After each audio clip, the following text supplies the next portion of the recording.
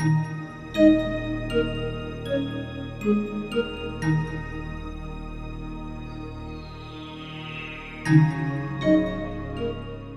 original concept for the game actually came about from a simple marble tilting game. So we decided to take the traditional marble rolling game and add the layer of a character in a marble rolling game, where the character would be able to tilt the world, but still move independently from the tilt. When the idea was first mooted, we did a test run. Using what we knew of the engine, we tried to create a scenario where the world tilted and then the objects were affected by changed gravity. We were trying to come up with ideas, so-called excuses to explain why the world can tilt, why the gravity force can change. Because the entire premise of the game is about tilting the world to manipulate objects and allow our main character, Terra, to defeat enemies or to overcome obstacles. In many cultures, the egg represents life. And we decided to make our world be an egg. But there was this ancient civilization. We came up with the idea of an ancient civilization that lived on this world, this egg-shaped world. And they actually developed a machine called a geoshine that basically allowed them to manipulate the forces, including the earth.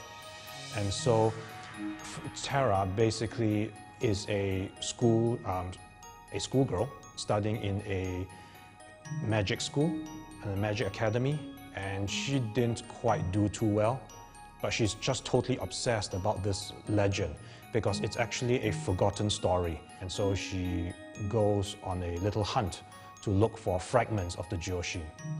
And so she actually discovered one fragment of it, one very small fragment of it, which allows her to somewhat control the earth.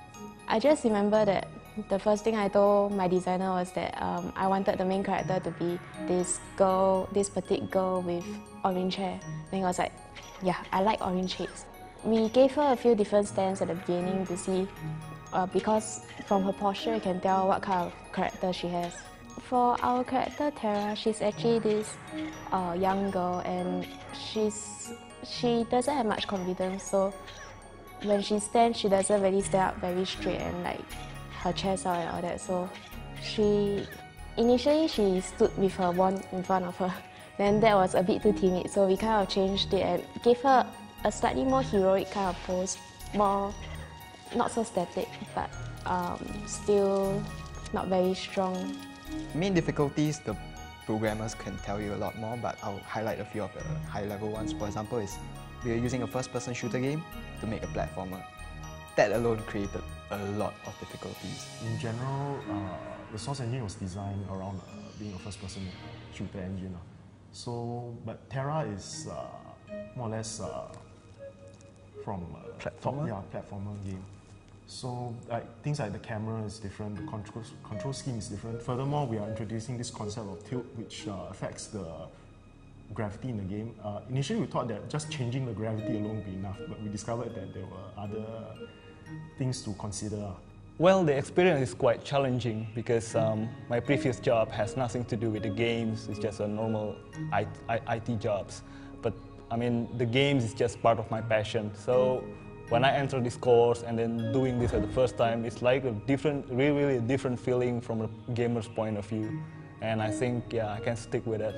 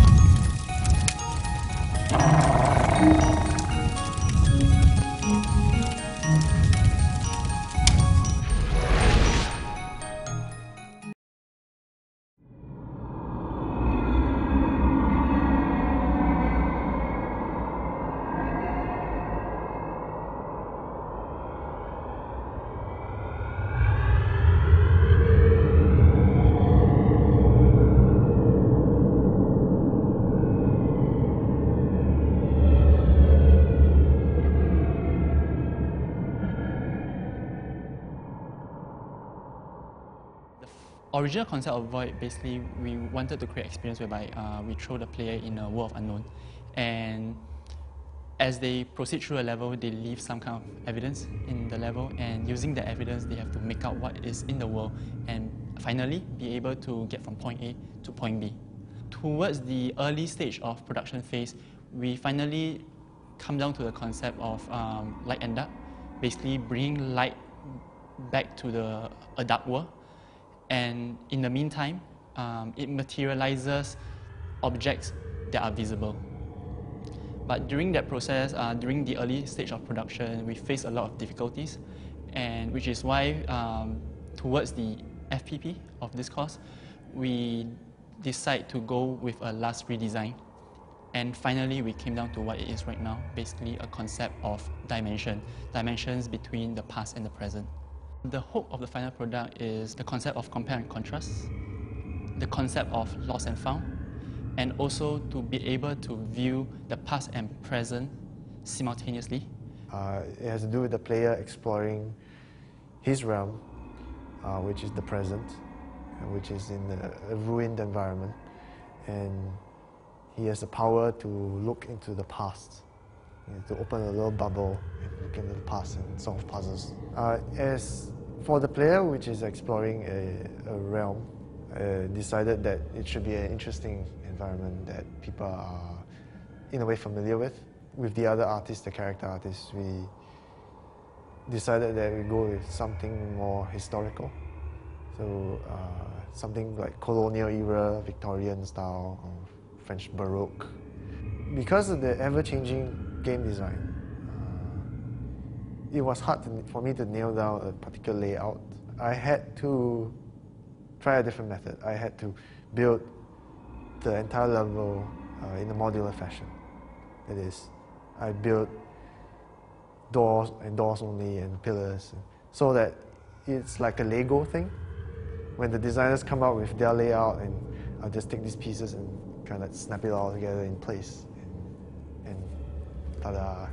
So I was looking at, because our style is kind of a Baroque Victorian style, so I was looking at antique glasses, which like opera glasses or any kind of antique things. And I saw this thing called a lock net, and it was very intriguing to me because actually I like retro stuff, and the lock net was very interesting because it had this folding mechanic, and I was really into it. So I designed these folding glasses, but after I designed it and I modeled it, and then actually there was a design issue, so I had to change the design a bit. Because when you open up the glasses, there will be a gap in the middle, and that will be a problem in the aiming. Because it's an FPS, the aiming has to be the main thing in the gameplay. So what we did is that we destroyed the other side of the glasses, and we only used one side of the glasses, which will actually work really well for the overall theme of destruction. When the designers described to me the game mechanic, which is they did this.